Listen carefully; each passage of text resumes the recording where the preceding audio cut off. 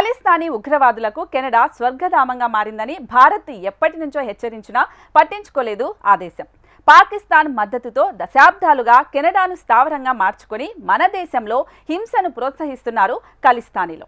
Canada నాయకులు vote bank రాజకీయాలతో వీరిని పరోక్షంగా ప్రోత్సహించారు. గత ప్రధాని జస్టిన్ ట్రూడో బాహాటంగా ఖలిస్తానీలతో మిలాఖతై భారత్లో దౌత్య సంబంధాలను తెంచుకునే వరకు వెళ్లారు. తాజాగా కెనడా నిఘా సంస్థ వాస్తవాలను అంగీకరించింది. జస్టిన్ ట్రూడో తండ్రి పిరే ట్రూడో కాలం నుంచే భారత వ్యతిరేక కార్యకలాపాలకు అడ్డాగా మారింది Canada. Watch the story. Kanishka June 23, 1985 తేదీన కెనడా నుంచి లండన్ మీదుగా భారత్ వస్తున్న ఎయిర్ ఇండియా విమానం ఇది. ఐరిష్ కోస్ట్ వద్ద గాలిలోనే పేలిపోయింది. ఈ ప్రమాదంలో విమానంలో ప్రయాణిస్తున్న 329 మంది చనిపోయారు. వీరిలో 268 మంది కెనడా పౌరులు, 24 మంది భారతీయులున్నారు. చనిపోయిన కెనడా పౌరుల్లో ఎక్కువ మంది భారత సంతతికి చెందినవారు. భారతీయుల బంధువులు కూడా ఉండటంతో ఈ ప్రమాద ఘటన భారతదేశంలో కూడా విషాదం నింపింది. ఈ విమానాన్ని ఖలిస్తాన్ ఉగ్రవాదులు సూట్ కేస్ బాంబులతో గాల్లోనే పేల్చేశారని తేలింది. ఈ ఘటన జరిగిన కొంతకాలానికి ఉగ్ర దాడి జరిగిన కొన్ని నెలల తర్వాత నిషేధిత తీవ్రవాద సంస్థ బబ్బర్ ఖాల్సా సంస్థకు చెందిన ఉగ్రవాదులు తల్వీందర్ సింగ్ పర్మాన్, ఇంద్రజిత్ సింగ్ రియాత్లను కెనడా పోలీసులు అరెస్ట్ చేశారు. పర్మాన్పై భారత్లో ఇప్పటికే హత్య కేసులున్నాయి. కెనడాలోనే దాక్కున్న పర్మాన్ను తమ దేశానికి అప్పగించాలని భారత ప్రభుత్వం కోరింది. అయితే ఆనాటి ప్రధాని పిరే ట్రూడో భారత ప్రభుత్వ అభ్యర్థులను తోసిపుచ్చారు. తల్వీందర్ సింగ్ పర్మాన్ను వెనకేసుకొచ్చారు. ఇంద్రజిత్ సింగ్కు మాత్రమే 15 ఏళ్లు జైలు శిక్ష విధించి అందరినీ వదిలేశారు. ఈ విమాన ప్రమాదం జరగడానికి ముందే భారత నిఘా వర్గాలు ఉగ్రవాదుల విమాన దాడులకు పాల్పడే అవకాశం ఉందని కెనడాకు సమాచారం ఇచ్చినా పిరే ట్రూడో ప్రభుత్వం పెడచెవిన పెట్టింది. అంతేకాకుండా కొన్ని కీలక ఆధారాలను సైతం కెనడా అధికారులు దాచేశారని అంటారు. ఈ ప్రమాదాన్ని విచారించిన జస్టిన్ జానే మేజర్ కమిషన్ కూడా కెనడా నిఘా విభాగాన్ని, పోలీసులను, అధికారులను తీవ్రంగా తప్పుబట్టింది. పిరే ఇలియట్ ట్రూడోకు ఉగ్రవాదులు బాంబులు తయారు చేస్తున్నారనే సమాచారం ఉన్నా కూడా చూసి చూడనట్లు వ్యవహరించిందనే ఆరోపణలు కూడా ఉన్నాయి. తర్వాత లభించిన కొన్ని కీలక ఆధారాలను సైతం కెనడా అధికారులు దాచేశారని అంటుంటారు. వాస్తవానికి ఇంద్రజిత్ సింగ్ పర్మాన్ను తమకు అప్పగించాలని 1982లోనే కెనడా ప్రభుత్వానికి భారత్ విజ్ఞప్తి చేసింది. కానీ ట్రూడో ప్రభుత్వం అందుకు నిరాకరించింది. అందుకు కెనడా అధికారులు చూపిన సాకు ఎలిజబెత్ రాణి హోదా. భారత్ ఎలిజబెత్ రాణిని కామన్వెల్త్ అధినేతగానే గుర్తిస్తోంది తప్ప తమ దేశ అధినేతగా గుర్తించటం లేదు. కాబట్టి భారత్ కెనడాల మధ్య కామన్వెల్త్ దేశాలకు వర్తించే నేరగాళ్ల అప్పగింత ఒప్పందం లేదని కెనడా దౌత్యవేత్తలు స్పష్టం చేశారు. అలా ఉగ్రవాది పర్మాన్ను వెనకేసుకు వచ్చింది ఆనాటి పిరే ట్రూడో ప్రభుత్వం. అప్పుడు తప్పించుకున్న పాకిస్తాన్ నుంచి భారత్లోకి దొంగతనంగా అడుగుపెట్టిన పర్మార్ 1992లో పంజాబ్ పోలీసుల చేతిలో హతమయ్యారు. ఆనాటి కెనడా ప్రధాని పిరే ట్రూడో కుమారుడే జస్టిన్ ట్రూడో. తండ్రి వారసత్వాన్ని అందిపుచ్చుకుని ఆయన కూడా కెనడాకు ప్రధానమంత్రి అయ్యారు. తండ్రి మార్గంలోనే నడుస్తూ ఖలిస్తానీలకు అండగా నిలిచారు. ఈ క్రమంలోనే 1923లో ఖలిస్తానీ వేర్పాటువాద నేత హర్దీప్ సింగ్ నిజ్జర్ హత్య ఘటనతో ఇరు దేశాల మధ్య విభేదాలు భగ్గుమన్నాయి. అతడి హత్య వెనుక భారత ఏజెంట్ల పాత్ర ఉందంటూ స్వయంగా నాటి ప్రధాని జస్టిన్ ట్రూడోని ఆరోపించడంతో దౌత్య సంబంధాలు దెబ్బతిన్నాయి. ఖలిస్తాన్ ఉద్యమానికి మద్దతిస్తున్న వారిని లక్ష్యంగా చేసుకుని కిడ్నాప్ చేయటం, హింసాత్మక ఘటనలకు పాల్పడటం వంటి పనులు చేశారని ఆరోపించారు ట్రూడో.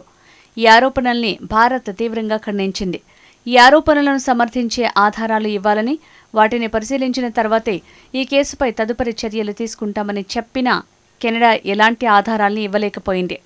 జస్టిన్ ట్రూడో తన మైనారిటీ ప్రభుత్వ మనుగడ కోసం నేషనల్ డెమోక్రటిక్ పార్టీ మీద ఆధారపడ్డారు. ఖలిస్తానీ మద్దతుదారు జగ్మీత్ సింగ్ ఈ పార్టీకి నాయకుడు. కెనడాలో ఖలిస్తానీలు బాహాటంగా భారత వ్యతిరేక కార్యకలాపాలు సాగిస్తున్న ఓటు బ్యాంకు రాజకీయాలతో పట్టించుకోకుండా వదిలేశారు. నిజ్జర్ హత్యతో ఆగ్రహంతో ఉన్న ఖలిస్తానీలను ప్రసన్నం చేసుకోవటానికి ఆయన భారత్ని దోషిగా నిలిపే ప్రయత్నం చేశారనే విమర్శలు వచ్చాయి. ఈ ఏడాది ఆరంభం జస్టిన్ ట్రూడో రాజీనామాతో ఆయన స్థానంలో మార్క్ కార్నీ భారత్తో దెబ్బతిన్న సంబంధాలను పునరుద్ధరించేందుకు ఆయన ప్రాధాన్యత ఇస్తున్నారు. కొద్ది రోజుల క్రితమే ప్రధాని మోడీ G7 సదస్సు కోసం కెనడా వెళ్లారు. మార్క్ కార్నీతో మోడీ భేటీ అయ్యారు. మోడీని ఆహ్వానించడం సముచితమని కార్నీ పేర్కొన్నారు. భౌగోళిక రాజకీయంగా భారత్ ప్రాముఖ్యత గల దేశమని, నిర్మాణాత్మక చర్చలు అవసరమని పేర్కొన్నారు. ఇరు దేశాల్లో హై కమిషనర్లను మళ్లీ నియమించుకునేందుకు ఇద్దరు దేశాధినేతలు అంగీకరించారు. భారత్ కెనడాల మధ్య తిరిగి సంబంధాలు మెరుగయ్యాయి. తాజాగా కెనడా ప్రభుత్వ నిఘా సంస్థ సంచలన నివేదిక బయటపెట్టింది. తమ నేల నుంచే ఖలిస్తానీలో కుట్రలకు ప్రణాళికలు చేస్తోంది నిజమేనని అంగీకరించింది. ఈ మేరకు కెనడియన్ సెక్యూరిటీ ఇంటెలిజెన్స్ సర్వీస్ తమ వార్షిక భద్రత రిపోర్టులో వెల్లడించింది. భారత్లో హింసను ప్రోత్సహించడానికి, దాడులు చేయటానికి అవసరమైన నిధులు సమకూర్చుకునేందుకు ఖలిస్తానీ అతివాదులు కెనడాను తమ స్థావరంగా వినియోగించుకుంటున్నారని కెనడా నిఘా సంస్థ తమ నివేదికలో తెలిపింది. ఖలిస్తానీలకు సంబంధించి అతివాదులు అనే పదాన్ని కెనడా ఉపయోగించడం ఇదే తొలిసారి కావటం గమనార్హం. పంజాబ్లో ప్రత్యేక ఖలిస్తానీ దేశం తీసుకురావాలని ఈ అతివాదులు కుట్రలు చేస్తున్నారని ఆ నివేదికలో పేర్కొంది. కెనడా గడ్డపై ఖలిస్తానీ వేర్పాటువాదులు భారత వ్యతిరేక కార్యకలాపాలు సాగిస్తున్నారని భారత్ కొన్నేళ్లుగా వాదిస్తూనే ఉంది. 1985లో ఎయిర్ ఇండియా విమానం కూల్చివేత, ఆ తర్వాత భారత్లో చోటు చేసుకున్న పలు ఉగ్ర ఘటనలను ప్రస్తావిస్తూ అనేకసార్లు కెనడా దృష్టికి తీసుకువెళ్లింది. అయితే ఒట్టావా మాత్రం దీనిపై దృష్టి పెట్టేందుకు ఆసక్తి చూపించలేదు. భారత వ్యతిరేక కార్యకలాపాలు సాగిస్తున్న వారికి కెనడా స్వర్గధామంగా మారుతోందని న్యూఢిల్లీ ఆందోళన వ్యక్తం చేస్తూనే ఉంది. దీన్ని ఇన్నాళ్లు పెద్దగా పట్టించుకుని ఒట్టావా తాజాగా సంచలన ప్రకటన చేసింది. దౌత్య విభేదాలను పరిష్కరించుకునేలా భారత్ కెనడా ప్రధానులు ఇటీవల భేటీ అయిన వేళ ఈ నివేదిక రావటం ప్రాధాన్యం సంతరించుకుంది. స్వాతంత్ర్యానికి ముందు నుంచే పంజాబ్ నుంచి అనేక మంది సిక్కులు వెళ్లి కెనడాలో స్థిరపడ్డారు. 1970లో కెనడా ఇమ్మిగ్రేషన్ చట్టాలు సులభతరం కావటం వల్ల భారత్ నుంచి భారీ స్థాయిలో వలసలు మొదలయ్యాయి. అదే సమయంలో పంజాబ్లో ఖలిస్తాన్ వాదం పెరగటం, వారిపై ప్రభుత్వం ఉక్కుపాదం మోపటం వల్ల ఈ ఉగ్రవాదులకు కెనడా సురక్షిత ప్రాంతమైంది. అప్పట్లో పంజాబ్లో 2 పోలీసులపై కాల్పులు జరిపి కెనడాలో పారిపోయిన వాడే తల్విందర్ సింగ్ పర్వార్. ఖలిస్తాన్ ఉగ్రవాదులకు కెనడా ఆశ్రయం ఇవ్వటం, వారు అక్కడి నుంచి భారత్లో రాజకీయ నాయకులను బెదిరించడంపై అప్పటి ప్రధాని ఇందిరాగాంధీ అనేకసార్లు పిరెట్ ట్రూడోతో ప్రస్తావించారని, ఆయన పెద్దగా పట్టించుకునేవారు కాదని ఖలిస్తాన్ వాదంపై పుస్తకం రాసిన కెనడా సీనియర్ పాత్రికేయుడు టెరీ మెలెవ్స్కీ వెల్లడించారు. భారత్లో వేర్పాటువాదాన్ని కోరుకునే ఖలిస్తాన్ ఉగ్రవాదులకు మద్దతునిచ్చే పిరెట్ ట్రూడో తమ దేశంలో ఇలాంటి ప్రత్యేక క్యూబెక్ దేశాన్ని అణిచివేశారు. ఫ్రెంచ్ మాట్లాడే ప్రజల రాష్ట్రమైన క్యూబెక్ కెనడా నుంచి వెడిపోవాలని భావించింది. సైన్యాన్ని రంగంలోకి దించి పౌర హక్కులను రద్దు చేసి అత్యంత దారుణంగా అణిచివేశారు పిరెట్ ట్రూడో. ప్రత్యేక సిక్కు దేశం ఖలిస్తాన్ కోసం పోరాడుతున్న ఉగ్రవాదులు 1980 ప్రాంతంలో భారత్లోని పంజాబ్లో అల్లకల్లోలం చేశారు.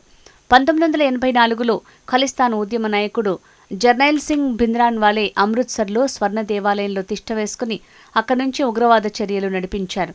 నాటి ప్రధాని ఇందిరాగాంధీ చేపట్టిన ఆపరేషన్ బ్లూ స్టార్ సైనిక చర్యలు భింద్రన్వాలే హతమయ్యారు. ఇందుకు ఆగ్రహించిన ఖలిస్తానీలు ఇందిరాగాంధీని హత్య చేశారు. ఆ తర్వాత కాలంలో ఖలిస్తాన్ ఉద్యమాన్ని భారత ప్రభుత్వం అణిచివేసింది. అప్పటి నుంచి ఖలిస్తానీలు కెనడా కేంద్రంగా తమ కుట్రల్ని కొనసాగిస్తున్నారు. కెనడాలో ఖలిస్తానీలు పాకిస్తాన్ మద్దతుతో బాహాటంగా భారత వ్యతిరేక కార్యకలాపాలకు పాల్పడుతున్నారు. అక్కడి హిందూ ఆలయాలపై దాడులు చేస్తూ సామర్థ్యాన్ని దెబ్బతీస్తున్నారు. అయినా కెనడా ప్రభుత్వం పట్టించుకోకుండా నిర్లక్ష్యంతో భారత్తో సంబంధాలు దెబ్బతినే ప్రమాదం ఏర్పడింది. ఇప్పటికైనా కెనడా కళ్లు తెరవాలని భారతీయులు కోరుకుంటున్నారు.